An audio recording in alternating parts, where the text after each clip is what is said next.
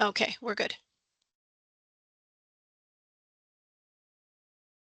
Okay, welcome to Onboarding for Success. This is really fun because it's near and dear to my heart. I actually really seriously believe in this. Whether or not you're a large company or a small company, it will make a huge difference in the success of this, whatever the individual is and what their job is, and the organization. So today we're going to explore some effective strategies for welcoming and integrating new team members for their long-term success.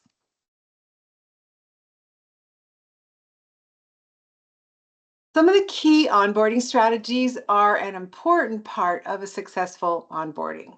Either in the offer letter or a separate onboarding letter, be sure to include the location of parking, things to bring to orientation, including work authorizations, as stated on the Form I-9, and setting expectations such as start time, lunch time, end time, the paperwork that they will be completing, if the lunch will be catered or will they have an hour off, etc., and who will they meet with.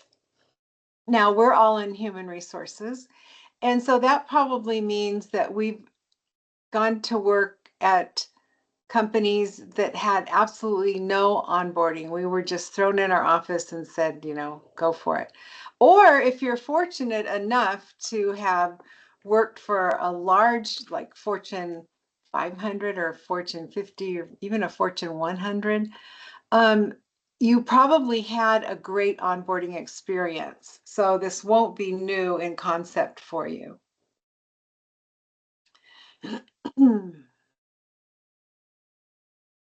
So while HR gets the process going for orientation, we work with the supervisors to develop a structured onboarding plan. So we don't just do it and say you have to come.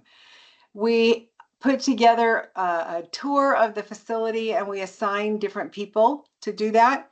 We have reviews after 30 days. Of course, we don't do that. The supervisor does it. We also then have a completion of the training period, which ends at around 60 days. And then another 30 days, equaling a total of 90 days, to review whether or not the employee has learned their job. So we have lots of issues in human resources with calling it probation period. So don't call it a probation period because it's not a probation period. It is a time for supervisors to observe whether or not this employee will be successful. It should be referred to as a training period or a new hire orientation period. So on the first 30 days of an employee's onboarding process, this is where we're going to actually set the tone of their experience while at work. And I will talk to you a little bit later to make sure that when we set that tone that it's accurate and you haven't made it appear to be something that it's not. A well-structured onboarding plan helps new hires acclimate to their role, company culture, and expectations. Here's a breakdown of what should be done in the first month. So in the first month, number one, we're going to welcome the employee with a warm introduction. And then we're going to provide a tour or a virtual setup. We can do this remotely as well. We're going to ensure that all the IT stuff and the HR paperwork, and by IT stuff, I mean they have their email, any software accounts, any access to tools, let's talk about an HR person. They're going to need their Excel and their Word and any HRIS information. So you would pull all that together. And then introduce the company's mission, values, and culture. And assign a mentor or a buddy for support. Mentors are and buddies are so helpful when it comes to onboarding. Okay. Day 2 and 5. So we just talked about day 1. Day 2 and 5, we're going to conduct role-specific training. Now, HR is not going to do that. somebody from their job is going to do that. It'll either be their supervisor or their buddy, whoever it is that knows about the job that they'll be doing. We in HR will schedule meetings with key team members for them, provide an overview of company policies and expectations, assign a small manageable task to get them engaged early, and set a check-in meeting with the manager at the end of the first week. Next, we're going to look at job training integration, and here they will be provided with hands-on job training. We'll introduce the employee to ongoing projects, encourage participation in team meetings, provide feedback and answer questions, and check in with the employee to address any challenges. And then on week 3, we're going to look at deeper engagement and performance checks. So we'll allow the employee to take on more responsibilities, provide additional training if needed, conduct a mid-month check-in to review progress, encourage collaboration with different departments, and gather feedback from the employee on their onboarding experience. Now, week 4, so here we are. From the first day or on week 4. We actually will review the month's progress for the manager. We'll set short-term goals for the next few months, discuss career development opportunities, encourage networking within the company, and celebrate their first month with a small recognition. At the 60-day mark, the focus should shift from basic onboarding to deeper engagement, performance assessment, and career development. The goal is to ensure the employee is fully integrated, contributing effectively, and feeling confident in their role. Here's what should happen. There will be a performance and progress check-in. The progress on tasks and projects, strengths and challenges, any additional support or training needed, feedback, encourage open conversation about their experience so far, and then clarify their role expectations or their job. Ensure alignment between the employee's performance and company goals. Increased responsibility and independence. So up until 60 days, they've really been in a training situation. Now we're going to change from a training situation to where they're actually doing the job. They'll be assigned more complex tasks and projects to test their skills, encourage more autonomous decision-making within their role, and provide opportunities to collaborate across teams for cross-functional learning. They'll also identify any skill gaps and provide relevant training, encourage participation in webinars, workshops, and mentorship programs, and begin discussions about long-term career growth and development.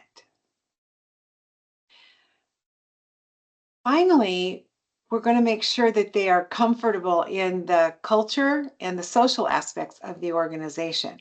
We'll ensure the employee feels connected to the team and the company culture, encourage participation in company events, social gatherings, or team building activities, and reinforce company values and mission through regular communication. And then we want to give them a little bit of recognition, depending on how they're doing. We'll provide positive reinforcement for their contributions. If they've done well, we'll offer recognition, public or private. Sometimes there's a big party after, if you work in a very large company and you've hired, a ton of people during that month, you might have some kind of a lunch. Reiterate how their work aligns with team and company success. At 60 days, employees should feel confident, engaged, and clear on their path forward. The next step is to prepare for a 90-day review. So let me ask you at this point, and you can type your answer into chat. How many of you have actually experienced a new hire orientation or an onboarding like this?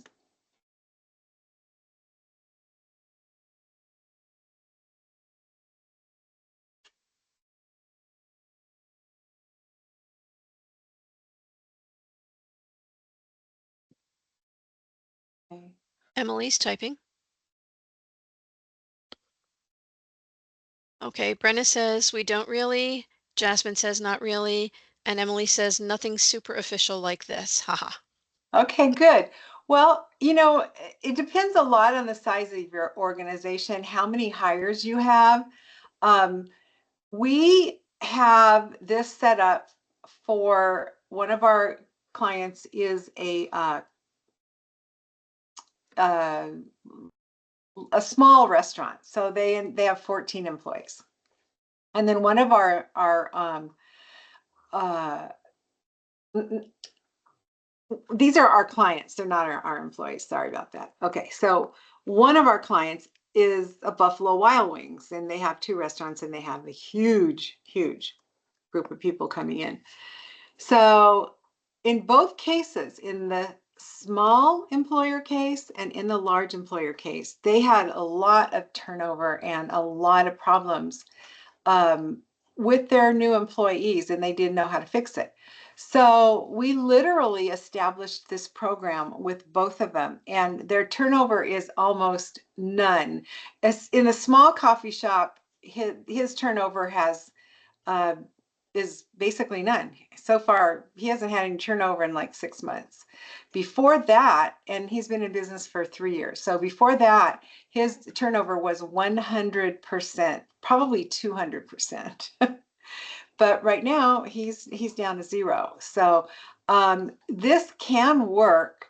And you guys will all get checklists and everything that you need to make it work and make a difference in your organization. All right, so they finished up 60 days and they finished up their training at this point. So now what we're going to do, and this is their employer, and you have to get their direct supervisor to buy into this program as well. So first, their supervisor is going to establish performance goals, so expectations. All right, so let's say we are talking about a new human resources manager. If we have a new human resources manager, their performance goals after getting acclimated to the company might be something like cut turnover. We need you to cut turnover and we need it to happen fast.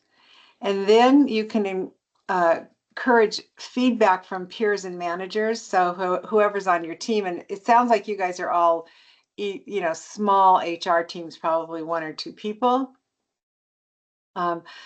Finally, prepare for the 90-day milestone where a more formal performance evaluation may take place.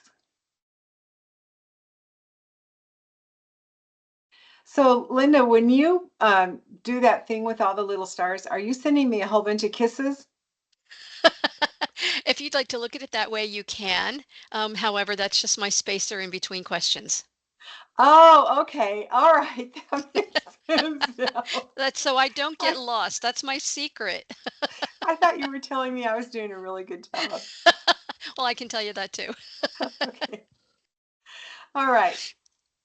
So, we've talked about this whole 90-day process. Do you guys have any questions so far into this part of the program before we move into looking at mentors and guides and buddies?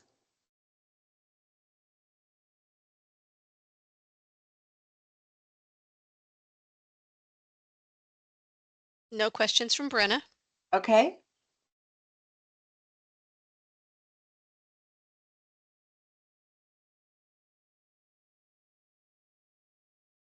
And no questions from Emily. Okay, good. Okay. And Jasmine is typing, but I'm going to guess that she's okay too. Okay. Yep, none here. She's good. Okay, very good. We started this kind of a process last time, and some of the people got lost because I was moving too fast. And so now I'm going to stop every few minutes and make sure we get questions answered. All right, so what is a mentor or a buddy when it comes to providing information and finishing up the new hire orientation or the onboarding program? So a mentor, a guide, or a buddy is important to successful onboarding. These individuals can offer guidance during their onboarding time, help with their learning, and introduce them to other employees to develop social connections within the company. So just imagine yourself in a gigantic organization, and you can see just how valuable these mentors and buddies can be. So what's the difference between a mentor and a buddy? So a mentor uh, is a more experienced employee. Okay, and that they're often it could be your manager or any high level leadership role, and they provide career guidance, coaching, and professional development support.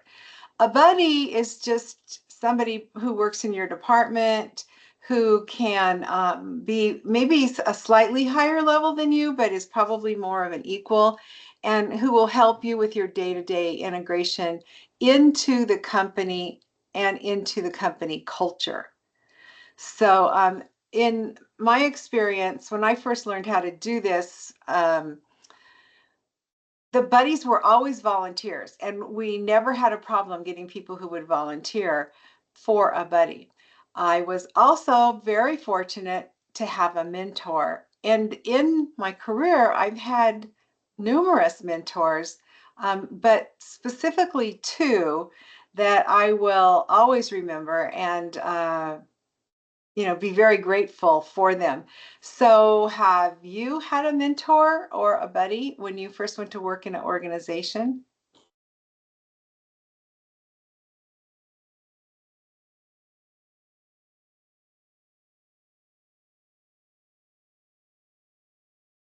Okay, Brenna had a Brenna. mentor. Yeah, Brenna had a mentor. Good, good, I had a mentor. Jasmine had a good, mentor. good. So yeah, I mean, mentors are really so critical um, to, I think, to anybody's success, to be very good at what they do. So, responsibilities of a buddy. So, a buddy is like a friendly guide to help the new hire settle in. Their main role is to make the transition smoother by providing practical support, helping the new hire with basic questions like where to find resources, how to navigate company tools and systems, who to contact for different needs, introducing them to company culture, encouraging social integration, maybe inviting them to lunch with some other people, a virtual coffee chat, or team events to build relationships. And then acting as a safe space, answering informal questions that the new hire might not feel comfortable asking their manager. I remember I actually had a buddy. So I went to work in the HR department at Lockheed Corporation. And you can imagine we had 5,000 employees to deal with. And in the HR department, we had 20 HR practitioners. So, and we sat on, I believe, 18 acres of property. And we had things like a credit union. And we had we didn't have a lunch room where you went in and we had a full-on restaurant in the middle of the place. We had childcare for our little ones.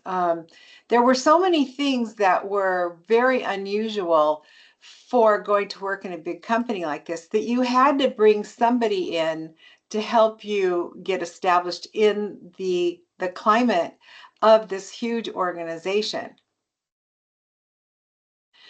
Responsibilities of a mentor focuses on career development, growth, and professional success. And this includes providing career guidance, helping the new hire understand career paths within the company, offering coaching and feedback, giving advice on professional development, skills improvement, and leadership growth, and assisting in setting and achieving short-term and long-term career goals, and helping the new hire feel empowered and valued in their role, and introducing the new hire to key contacts within the company. Most of the time in a human resources position, this is going to be your immediate supervisor that does this. So, how long should the buddy or mentor relationship last? So, buddies really just through the new hire orientation, just typically 30 to 90 days will help. Your mentorship, it says, can last for 6 months to a year, depending on where you're going. In my case, my mentorships continued after we both left Lockheed. So, he was my boss, but we both got laid off at the same time. And so I went to work at a toy company, which was completely different than what I did at Lockheed, but I went to work as a HR manager. And he went to work in an insurance company selling healthcare insurance. And so, of course, I bought his healthcare insurance for the new company where I was at. And together we were able to continue, and he was able to continue his mentoring me for, oh gosh, really up until he just retired completely. And even then he came and, would take me out to lunch and that kind of stuff. How to pair a mentor with a new hire. A mentor should be someone who can provide career guidance, industry insights, and professional development support.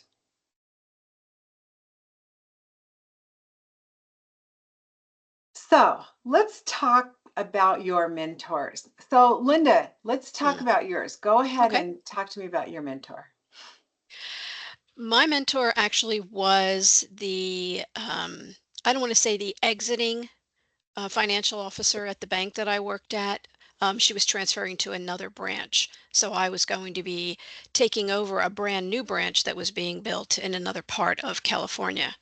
And I went to her branch, and then she helped me understand everything that I would be responsible for, and then guided me as I did those tasks on a day-to-day basis. And then she actually kept almost like a scorecard, if you will, to say, okay, here's where you're succeeding, and here's where you have opportunities for growth. And she was Exactly what available. she, yeah, yeah. Yeah, she was available to me even after she left. It was Yep. almost like, here's my hotline number. If you need me, just call because this can get overwhelming. So it was actually comforting to know I had that person out there in the field somewhere. All right. And I'm going to ask Jasmine because she has a mic and she can actually share with us. So tell us about your mentor.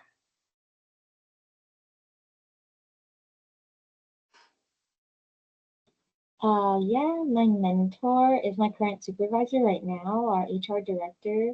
Um, all these things, she's available for me. Although she's so busy, she makes time. Gives me insight on what to grow in, and yeah, just is overall very available. Yeah, I'm just very grateful for her. Yeah, that's really important that they are, available. That's probably the biggest thing I can say. Um, on, I will also share with you the experience of being a mentor. I met a girl 15 years ago through Pyra, and she didn't work for me at the time. I later hired her, but she was brilliant, absolutely brilliant. She didn't have experience in human resources. She, but had two bachelor's degrees and a master's degree in industrial psychology. So after, a couple of years of working with her in a PIRA leadership role. You guys are familiar with PIRA, right? The Professional and Human Resources Association. So after working with her in that role, I decided, oh, so you say no on that. Let me explain to you a little bit what that's about. So there's an association similar to SHRM. So actually they're a part of SHRM. They they're headquartered in Los Angeles, but they have 17 different groups throughout Southern California. And so we're in Temecula area, and we have a PIRA, a Professional and Human Resources. So our social group and educational group, we get together and we meet monthly for educational meetings. Now, um, sometimes we do it on the web, and of course COVID really messed up the whole process for everybody who meets live, but we still meet live because it's really fun to have that energy and that connection when you're meeting live with somebody. And so we were very, very active 15 years ago when I first met with Samantha, is her name. And then I brought her on, and it was just the two of us for a long time. And then she helped make the company grow. And now she left a little while ago, about a year ago, because she was interested in doing different things. She had worked for Train Me Today for a really long time. And now she wanted to actually, instead of being like a consultant, she wanted to actually be more of an HR manager, and she moved on. And I completely supported that. So from the mentor's perspective, I hope you have an opportunity to be a mentor too, because it is extremely rewarding when you see people grow and become successful on their own. All right, so best practices for selecting a mentor. So yes, you have the option of choosing whether or not you want this person to be your mentor. So you want somebody who understands company growth paths and long-term career development. You want somebody who is aligned with your aspirations, not just somebody who uses you as their assistant or whatever, but realizes that you want to grow in a leadership role. Or like Samantha, she had amazing technical expertise, and that's the area that she wanted to grow in. And then look for a strong leader and listener. And you talked about availability. Someone who gives constructive feedback and supports career growth. Ensure availability. Mentors should be willing to commit to regular check-ins, monthly or quarterly. I like to see a mentor who checks in with you pretty much daily because they're in your life. And then encourage cross-team mentoring, pairing with someone outside the direct team who can provide fresh perspectives. So let's say you're in HR in a large company. One of your mentors could actually be maybe the president of the company. Or, you know, I think back in my situation, I didn't continue to work for him for very long. I got promoted into different positions, so he was no longer my boss, although he was the boss of my bosses after that. So that made things pretty cool, right? So the very first guy that I worked for, I wouldn't consider a mentor. I never really gelled with him. In fact, I don't think he ever gelled with anybody, but he was what they called a personnel director. And they didn't quite call us human resources yet at that point. And then there was another guy who was the head of security. And he was able to teach me a lot of things that I would never have been able to learn if I stayed just in the employment arena. So that's a kind of an example of mentoring, being mentored by somebody who's not really your boss, but who knows a lot about what goes on in your department. All right, a new junior accountant can be paired with a senior finance leader to guide them on growth in the finance field. So you wouldn't have a junior accountant be connected up with somebody out of manufacturing. A new UX designer would be paired with a senior design lead who can help develop design thinking skills and career pathing. And then a new sales associate would be paired with a top performing salesperson to learn strategies for closing deals.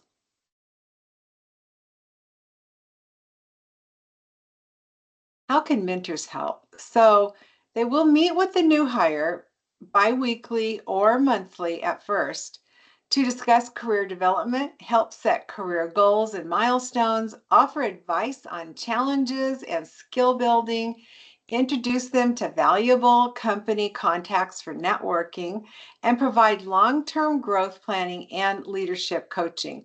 This is very important for HR people, because when we work in human resources, we not only work in human resources, but we work across the entire company. And we're going to talk about this when we look at calculating the value of human resources. You'll see some of the stuff that I'm talking about here.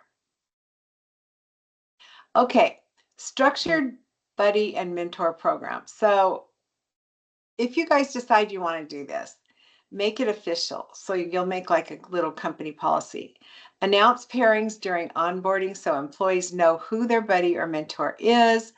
Provide guidelines. Give buddies and mentors a checklist of discussion topics. We went even further. We trained our buddies and our mentors how to do it. Encourage feedback. Ask new hires if they feel supported and adjust pairings if needed. So like if I would have got my first boss, I mean, not my first boss, but if I would have had my first mentor from the guy who was the personnel director, it wouldn't have worked. In fact, it didn't work for him. I was there for like 18 months and I was out of there as soon as I could get promoted to a different job. Ask new hires if they feel supported and adjust pairings if needed.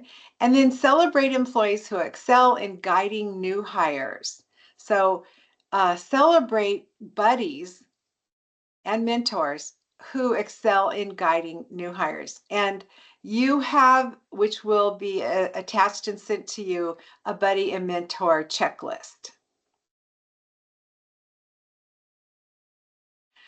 All right, in California and under federal law, certain employee training programs are legally required and should be done in the new hire orientation process. So things like workplace safety, prevention of discrimination, and complying with all the different labor laws really needs to be done at some point. I like to have it done in the first 60 days. And the reason why I like to do that is once HR lets them loose and they're out of our control, a lot of times things fall through the cracks. So we want to make sure that everything is on the checklist. And I'm going to give you a checklist of things you need to make sure is done. So we want to make sure that we have our California state mandated training, sexual harassment prevention, and that we train all the supervisors in new hire orientation and all the managers. Now you can actually do this in new hire orientation. So once you've done everything else, you can sit them down or take a lunch break and bring them back, and then you can start doing their anti-harassment training. You're also required to do workplace safety training, and this is for all employees. Now, in the construction, in the healthcare industry, and manufacturing, they must be provided with on-the-job specific hazards and injury prevention. Of course, this training has to be done either by their buddy or their mentor or their supervisor or somebody who is in charge of safety training. Everyone is required to be taught injury and illness prevention program, fire safety, emergency response and evacuation procedures, and workplace violence prevention. Now, certain industries require additional safety training. For example, as I mentioned earlier, construction, healthcare, and warehousing.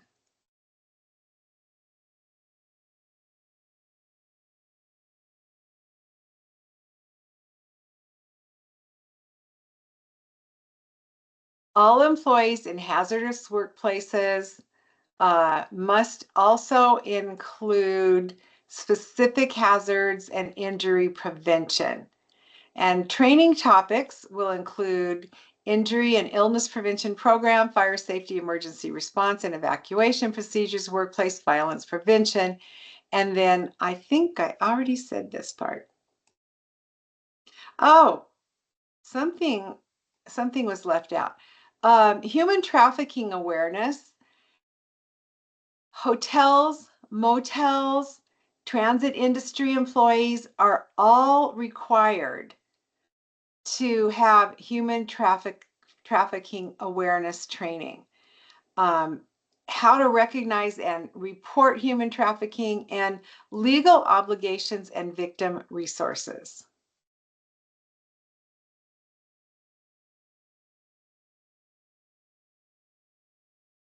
I was telling Linda at the beginning, I thought some of these slides were a little messed up, and that's the one I was looking for. All right, federally mandated training. Federal law requires some of the same training as California does, but OSHA requires under 29 CFR 1910, and you'll probably need to get that in your brain, that all employees who are exposed to hazardous workplace conditions have to be trained. And you might be surprised at some of the things that they're including. So we have to train them on general workplace safety standards, hazard communications for handling chemicals, personal protective equipment usage, and emergency action plans and first aid. So you may or may not in your organization have any of these, but you all have to do emergency action plans. You all have to train emergency action plans and first aid.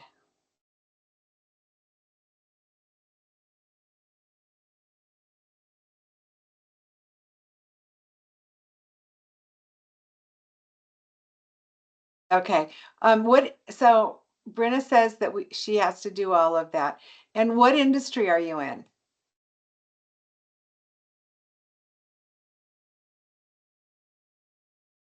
The glass industry. Oh, the glass industry. Of course, that could be very dangerous. Any organization that has any potential dangers, restaurants, even like Train Me Today, while we don't do any manufacturing, our employees all drive to their locations. And so we have to do things. For example, we have a big client who is an egg ranch.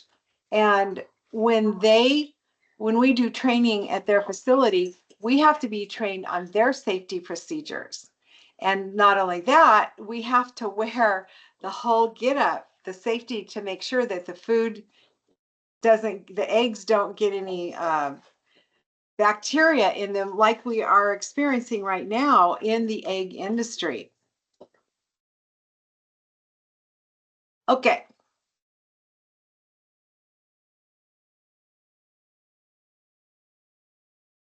So we need to train everybody on FMLA.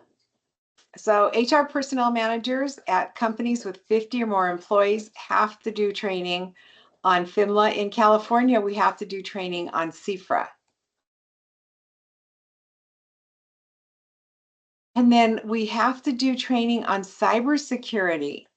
So anybody who has access to customer data or financial transactions has to actually be trained on the entire, privacy issue.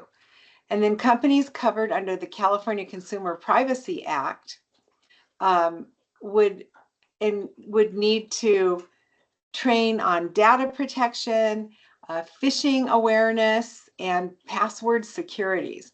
So this isn't like every single employee, unless you have a large company and that's what you do. But it would definitely be all of your IT people, maybe senior management, anybody who had access to private information. Now, what are consequences for not doing the training? Well, it could be $15,000 per violation. So failing to provide legally required training can lead to fines and penalties. Cal OSHA fines can actually exceed $15,000 per violation. Then, of course, there will be lawsuits, potential lawsuits, and liability for harassment or discrimination claims.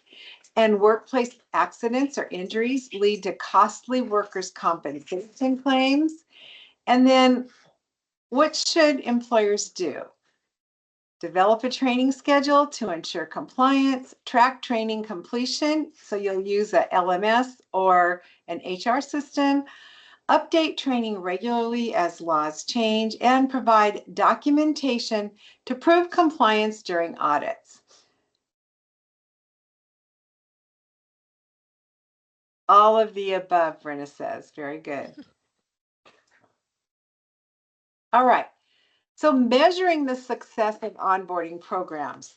Sorry, excuse me. Get out. Go, go.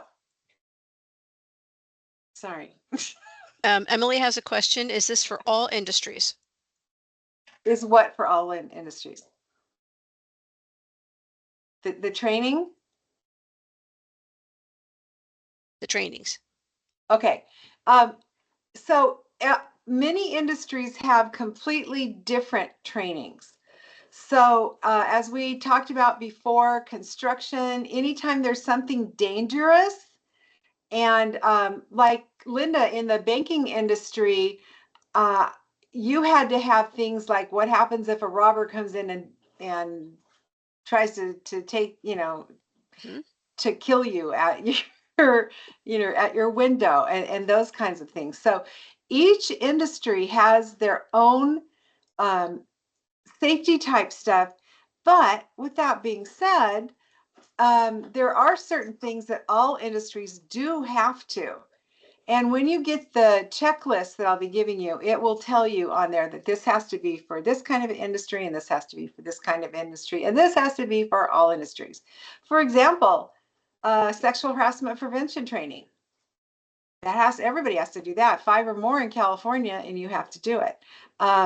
Across the nation, not everybody has to do it. However, the irony of it not being a law is if you don't do it and you do get sued for sexual harassment, you most likely will lose.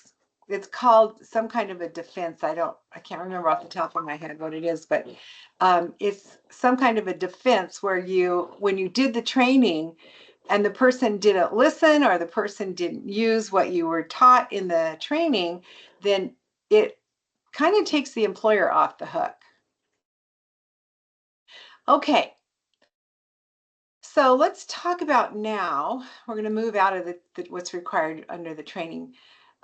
Measuring the success of your onboarding program. This is really my favorite part. So we're going to look at employee retention and turnover rates, time to productivity metric, new hire engagement and satisfaction, training completion rates, performance and goal achievement, manager and peer feedback, and employee net promoter scores. That is referred to, in the world of human resources as an ENPS. We have all our little letters.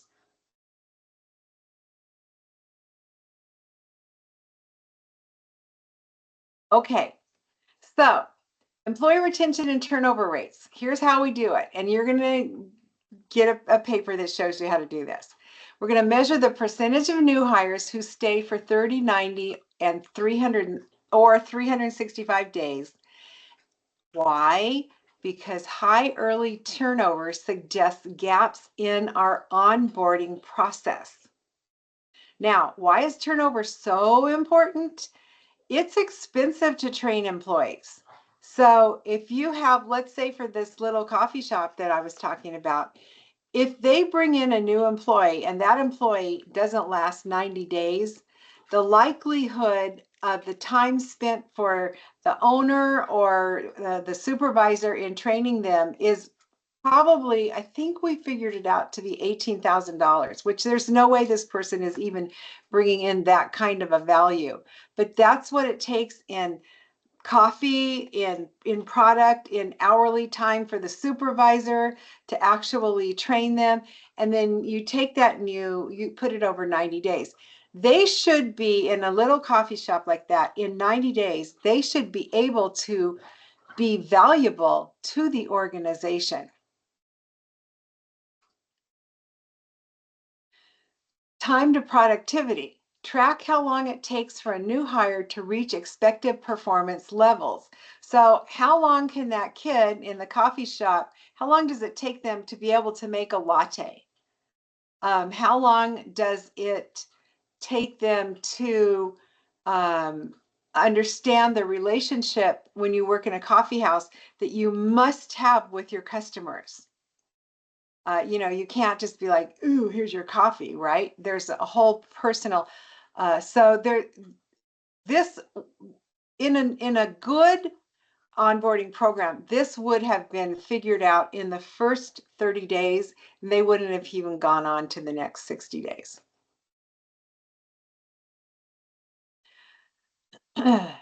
New hire engagement and satisfaction. Use surveys and interviews or pulse checks at key intervals.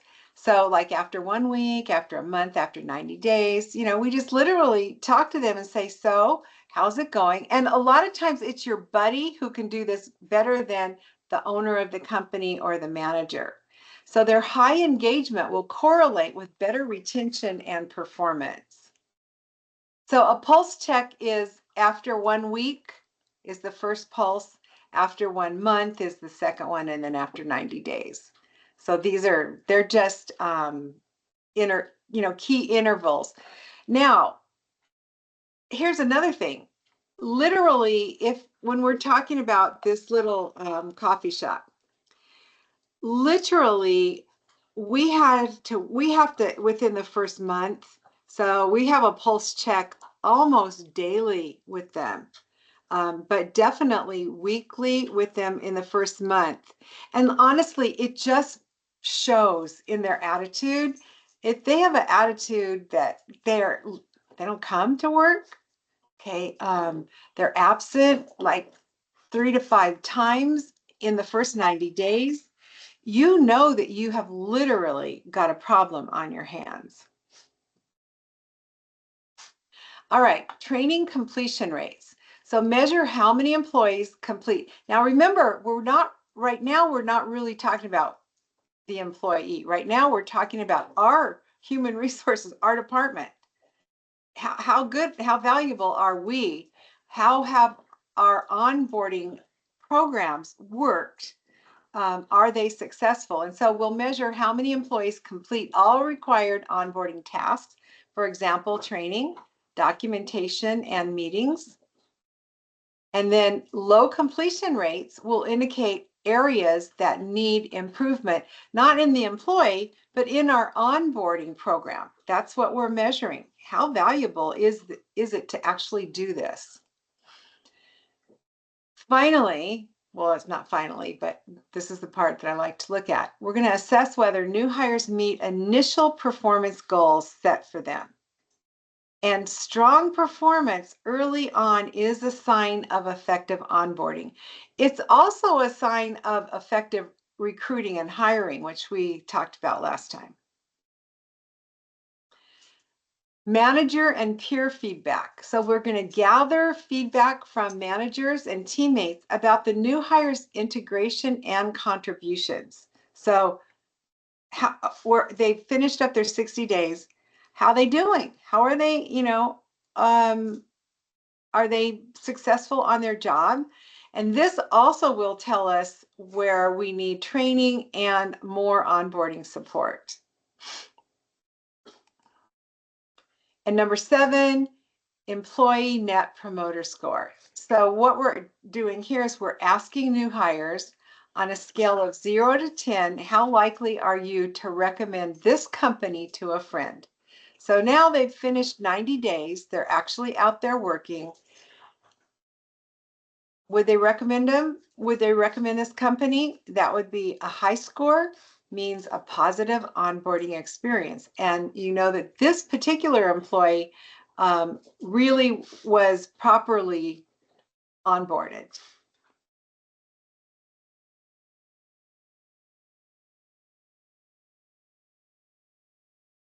So I know I'm running out of time. I have 5 minutes.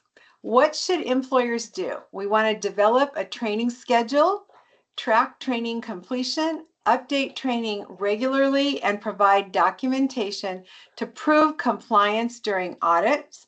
And then, would you like a customer training list for your organization? Yes, and you will get one. You'll get an onboarding checklist. And in this onboarding checklist, you're going to check off things like copy of offer letter, employee benefits. Yes, we discussed vacation and sick leave and holidays. And we're going to have a section called forms to read and sign and return. So that would be the employee handbook, employment eligibility, employee withholding allowance, your W-4, employee withholding allowance in California, DE-4, individual employee training documentation, employee change of status form, application for employment, direct deposit forms, benefit forms, and Wage Theft Protection Act notice. And then you want to make sure that you have them sign that form. And on that form, there's going to be a statement that says, I have had the opportunity to discuss the above with whoever the HR person is or their supervisor. Either the supervisor or the HR person who's doing the onboarding can sign, have their name put there. And then I understand if I have any questions, and this is really important, I can call extension, whatever your extension is, for further clarification. So you're not just dumping them into the work pool. All right, so let's wrap this up. Successful onboarding relies on a strategic blend of preparation, clarity, mentorship. Initiating onboarding before formal employment creates a welcoming start, while clear communication of roles and expectations ensures new hires feel confident and aligned with company goals. Engaging mentors accelerates learning and fosters a sense of belonging.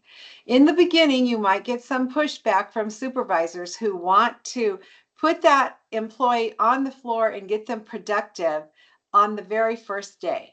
However,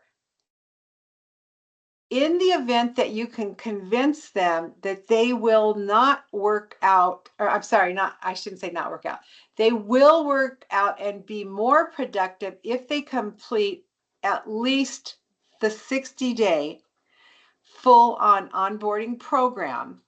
It's not they just come in and do their paperwork.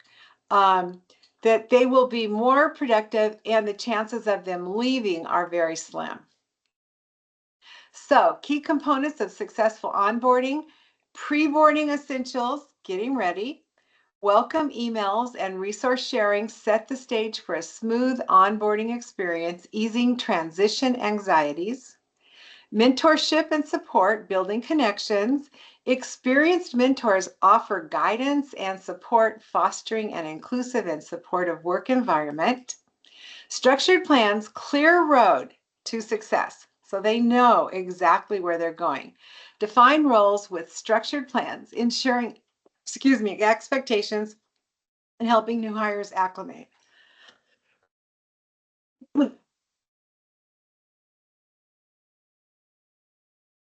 Essential steps for initial integration. The preparation for a great onboarding starts before day one. Assigning mentors or buddies gives new employees a trusted point of contact, fostering an encouraging environment where new hires feel supported and included. Understanding job roles and responsibilities is essential for new hires to thrive. it ensures they know what is expected, aligning their actions with company goals effectively. All right, questions. 1229.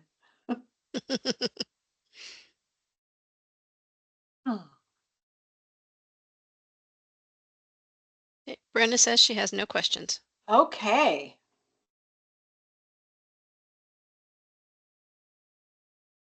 So I have a question for you. Is this what you expected?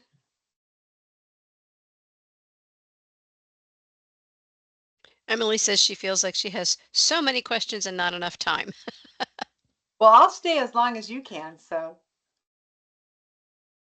And you will get, like I said, you're going to get the checklist, you're going to get a copy of the PowerPoint, and you'll get, there's one other, orientation checklist as well. So you'll be able to, and you can come back and ask questions if you decide that you're going to try to implement a program like this. I would reach out to other managers who maybe came from big companies and actually did do an onboarding program like this, and they might be your best champions.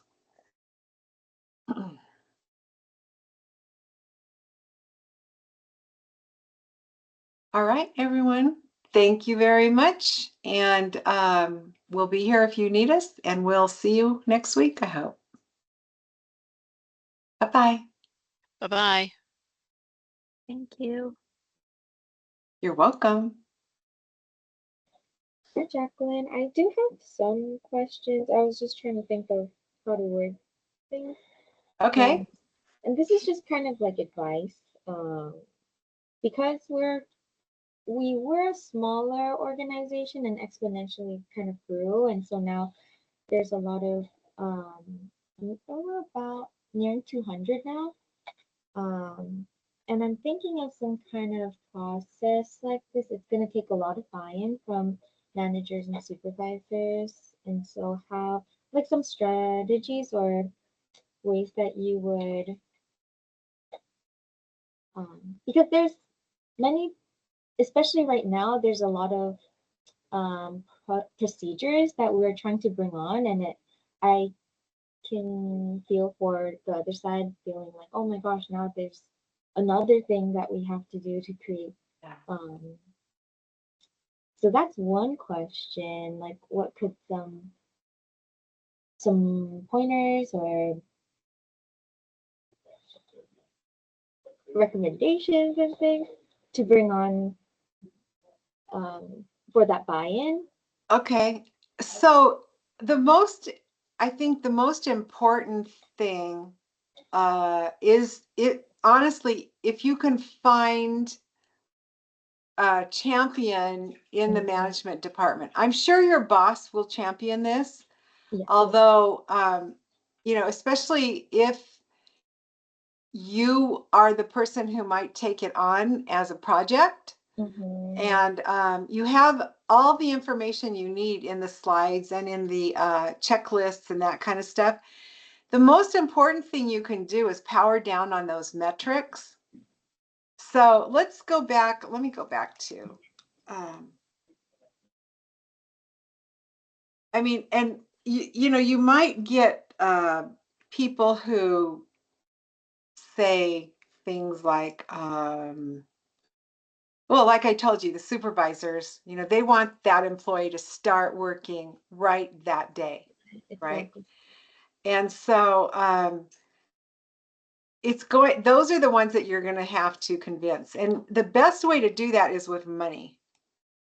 So we look at the employee retention and turnover rates. And we're going to measure the percentage of new hires who stay for 30, 90, or 365 days. So for the purpose of this presentation, we're looking at how effective our onboarding program is, all right? But on the 12th of March, I think it is, we're actually going to show you how to calculate how much money in turnover that you profit you actually bring to the company by having this new hire orientation. I see. And let me see if I can give you an example of that. Let's see if I've got a bit of something here.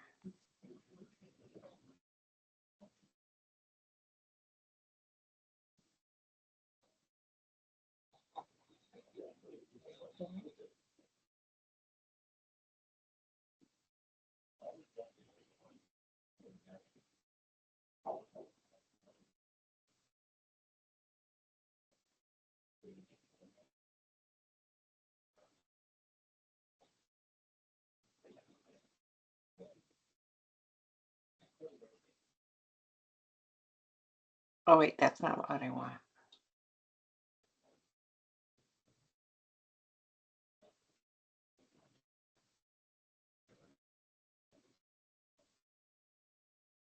Oh, and this is a seminar that's coming up in Yeah, March. this is coming up in March. Oh. And literally, you would,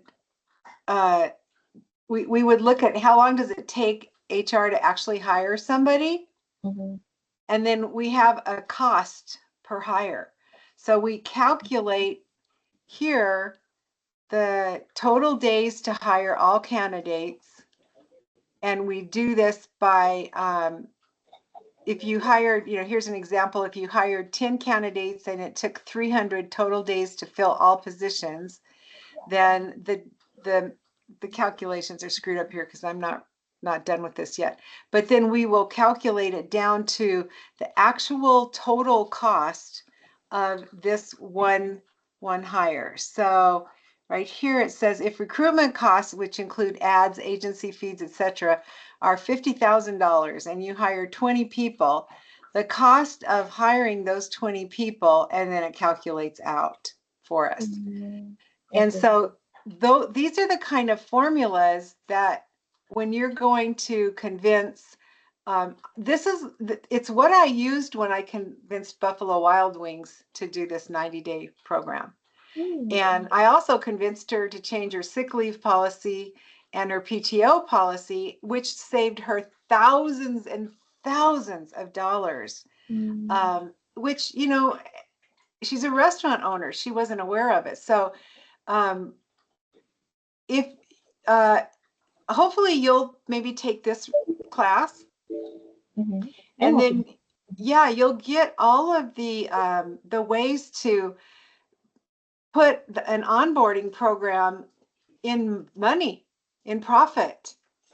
And I remember I was the HR director for Vans, and I did this and started a whole onboarding program like this, and it literally changed everything that happened, especially in our retail stores, because we had a lot of turnover in the retail stores.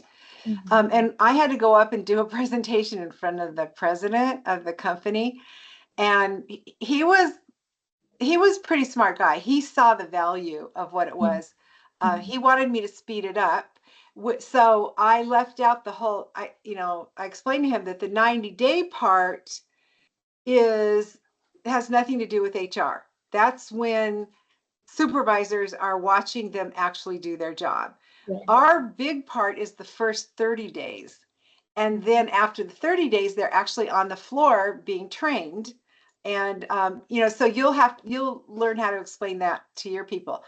So after our onboarding program, I'm going to say probably about a year later, he actually came into me and he said, I wish my sales guys could make us as much money as HR does.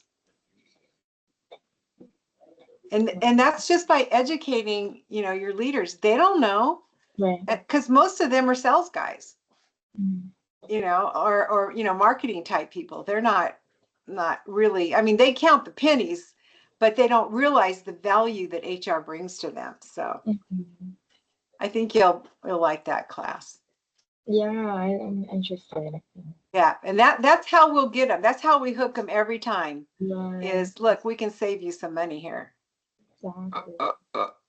I like that too, huh, Linda? Yes, you do. Thank you so much, Jacqueline.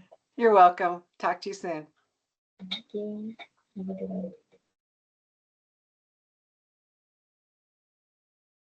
Hi. Okay. All right, Emily's still here? Emily is here. Yes. Wait, can I ask some or is it too late? No, of course. The only reason why I stop at 12:30 is because I know you guys are busy, and I'll sit here and talk to you all day if you want. I promise I won't do that. Okay, I guess my question is more kind of around the detailed things that you mentioned being in the um, new hire paperwork and the trainings. Um, I haven't been really, okay, no, let me back up. We always do the harassment training. Mhm. Um, the other stuff we're not really doing. Safety Um, training? yeah, What? Okay, I forget. What's your industry? software engineering. Okay. So, do you have any forklift drivers? No. Okay. Do you have anything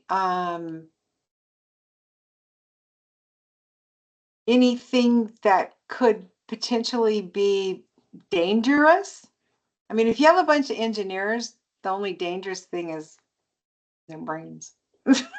Yeah. Um, I don't think we have anything. And we have in-house janitorial, we have shipping department, but nothing crazy like, Okay, shipping department probably would need some safety training.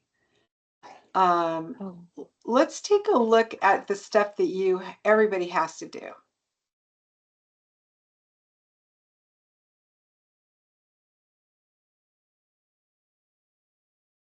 Okay.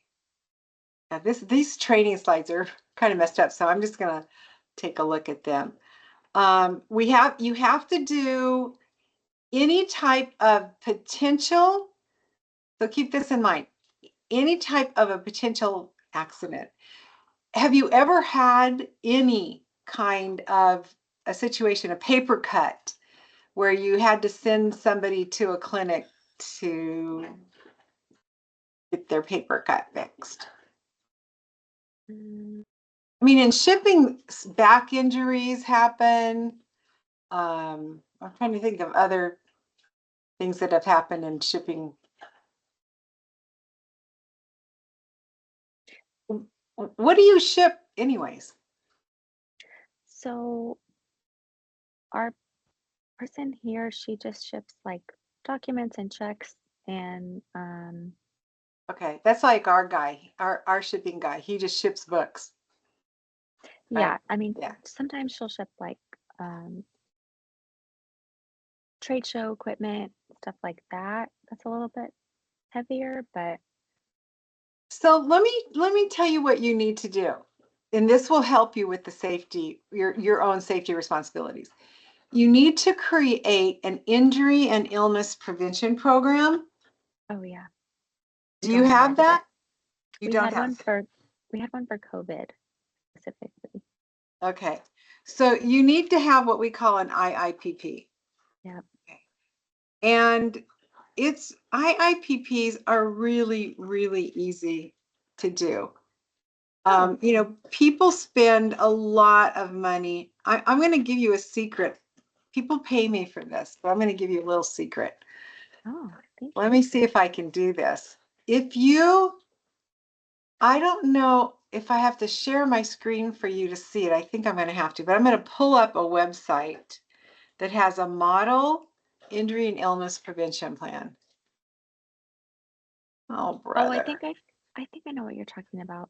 Okay. Not the DIR, right? No, It's OSHA. OSHA.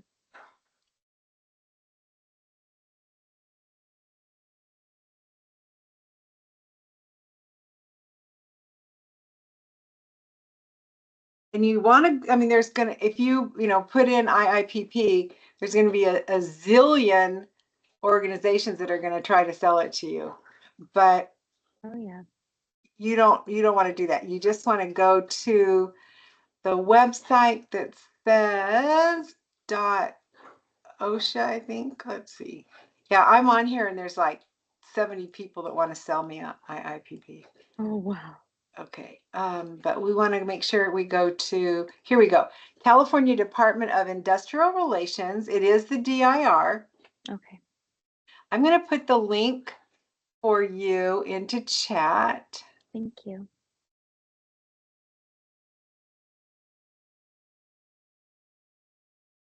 Then it's so easy to do yourself. It's crazy. Oh, that's amazing.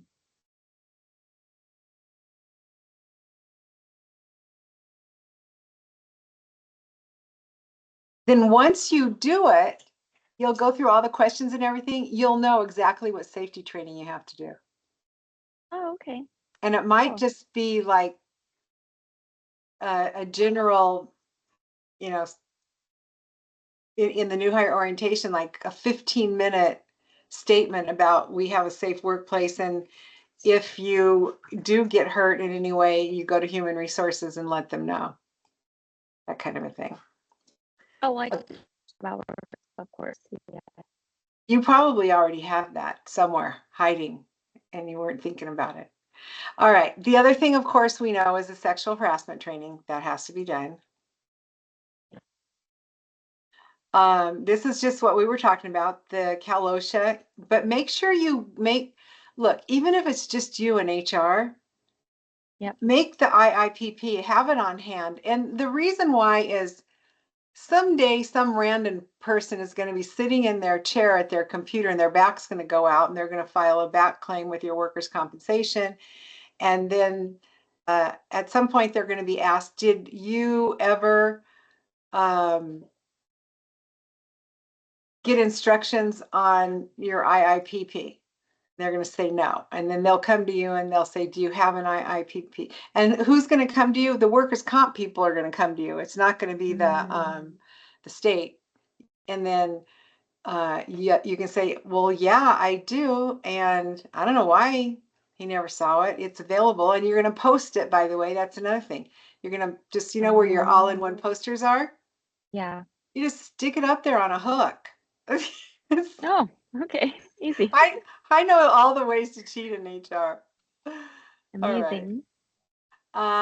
Let's see. And you don't have to worry about human trafficking. Nope. Let's, Cybersecurity.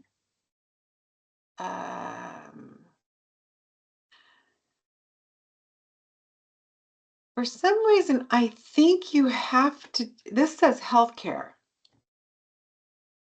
But for some reason, well, no, you don't have, when you work on your IIPP, it's going to tell you if you have to do first aid training.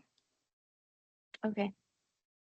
I mean, there are reasons why people hire us to do this. It's usually because they don't have an HR department and they know they have to do this training, because in order to get some kind of a government contract or something, they know that this training has to be done. Or there's an HR person who's just too busy to do it. That's my favorite. Oh my gosh. Let's see. So you don't have more than 50 employees, right? Yeah. You do? Mm-hmm. Okay, then you need to make sure that in your new hire orientation that you explain FMLA and CFRA. Oh, that has been an orientation. Okay. Yeah, it's just, this is all stuff that you want to include in your orientation. Okay. I don't know, but when you go through the IIPP, you'll look at whether or not you have customer data that might make you have to train on I mean, most companies don't really have this whole cybersecurity thing unless they're people who dig into other people's private information. Oh, gotcha. Yeah. And then, of course,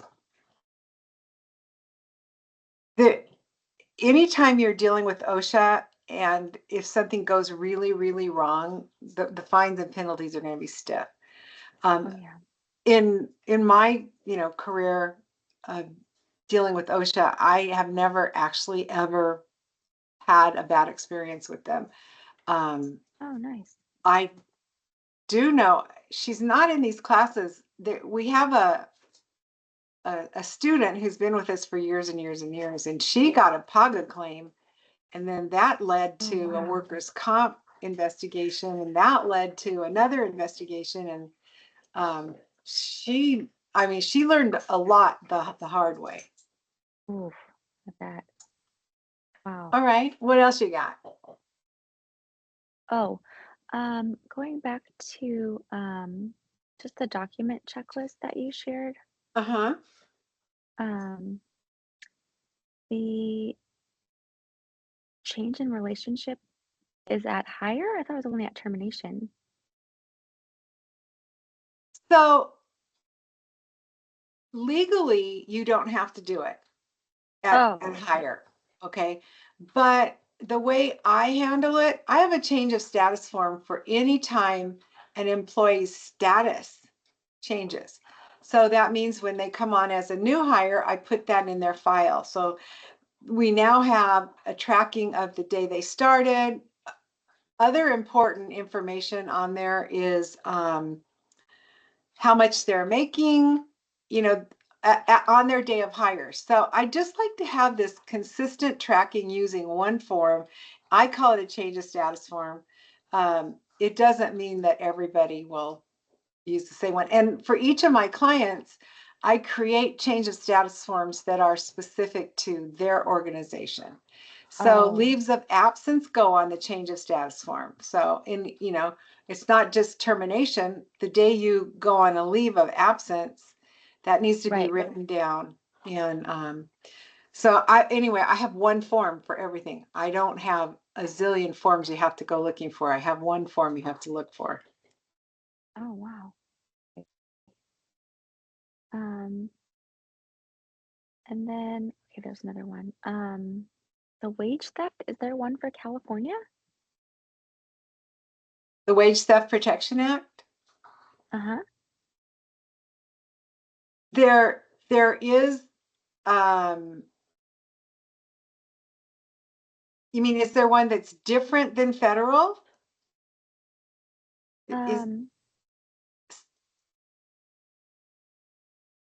like I guess I know about it for a few other places, like Florida but I didn't know there was one in California.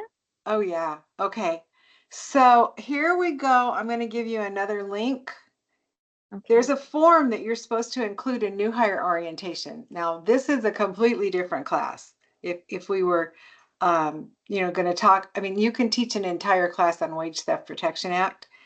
But Oh, well, all I'm going to do is go in here and I'm going to remove the IIPP stuff and I'm going to find the link for Wage Theft Protection Act form. And everything you need is on this form. oh, okay, cool. Okay, let's see if I didn't say, I want the notice, guys. I don't want,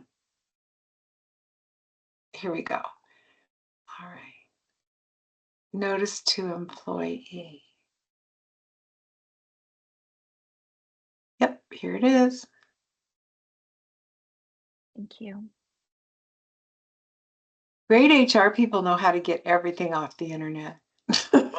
Yeah, I gosh. mean, it is kind of funny because we can't know everything, but if we know where to find it, then we are, way ahead of us. So it is LC 28105, and I'm giving you the notice, and this is supposed to go to every new employee. You mean no matter where they are, not just California or just Oh, this thing. Oh, yeah. Okay. I I thought this was only for hourly employees. Is this Well, um, I suppose technically, but you'll notice down here it says wage information, salary. Yep. And so better to be safe than sorry, and you should give it to, every single employee. Now, here's something else though. You can, if you have all this in your offer letter, Mm-hmm. you don't have to give them this form. Okay. So as long as you have an offer letter, I don't, in my offer letter, I just give them the basics and then I attach this form Right. with it. Okay. Let's look and see what it says about paid sick leave. Okay, this is up to date too. So it talks about the 5 The days, 40. Okay. yeah, and 40 hours. So that this one's completely up to date. Okay. And there was one other. Oh, I wanted to ask you about the wording you had about like where to call for questions, and I went over this um with like with you. Um, that has to be actually signed with that wording. I yeah. I mean, the Oh, wording isn't exactly rude. It's actually no, done, no, no, no, it's no. really nice. But yeah, I mean, basically, that's what we want them to say is that, this is a legal thing. We wanted to say, we want every new employee that comes in to sign a piece of paper that says, they didn't just throw me out there and make me go to work. I got a copy of my employee handbook.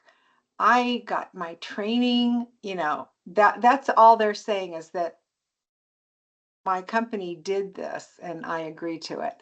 I have had, especially in Buffalo Wild Wings, oh my gosh, they, I guess it's just the life of the server or something, but we've had them absolutely refuse to sign it. Oh, For weird. one reason or another. And then when the HR person over there signs it, or she when they refuse to sign it, um, she'll call me and say, "Well, what should I do?" And I just say they refuse to sign it. But you have a record that they were in the class or in the orientation program. So you always have a sign-in sheet when they come in for orientation, of course. And so, if they don't sign it, they don't sign it. But most people sign it. Most people are super happy as long as you're not boring. You can't be boring, Mm-mm. and you have to give them treats like, at least coffee and donuts or a fruit bowl, something like that. And you also can't keep them for too long. So the reason why there's a 30-day onboarding process is because you can't keep them for 2 days all day long. Some people do their orientation that way. Um, Mm.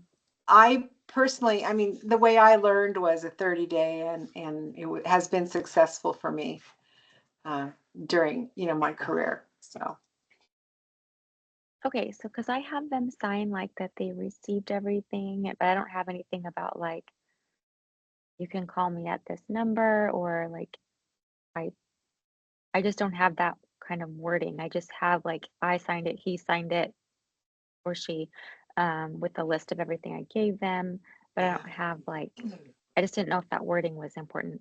it is important. They need to know who Okay. they can ask questions to if they have any questions. Because I send Um, them like an email with all that info like after, but like I didn't have it in the thing they signed. Well, you don't have to do it. If your email works and you know that they're comfortable. That document, for no other reason than if you ever get called into an administrative law judge hearing. Maybe it's an unemployment claim, who knows for what. It could be a mediator. And it's only in there for the purpose of saying, this is what they learned in new hire orientation, and they agree that that's what they learned. And there's Okay. no legal I mean, no, there's no law that tells you have to do that. It's just a best practice Okay. that ensures if you do get into any kind of trouble, well, yay, you have a document that shows that you did it right. Okay.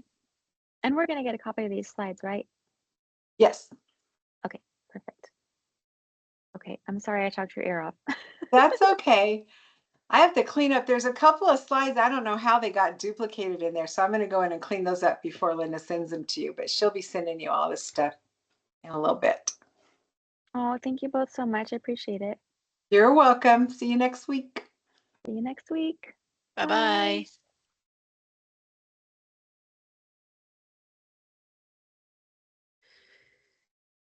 Okay. Okay. All right. Do So you I have will, anything on your list? no, I'll wait for you to, do you want me to leave all these questions and stuff in the recording when I do the editing? We're at like 15 minutes past, no, 45 minutes past time. That's going to be a long edit. Not that I mind, but I just want you to know. Yeah, just cut it off when I say questions. Just cut it off there. Okay. All right, will do.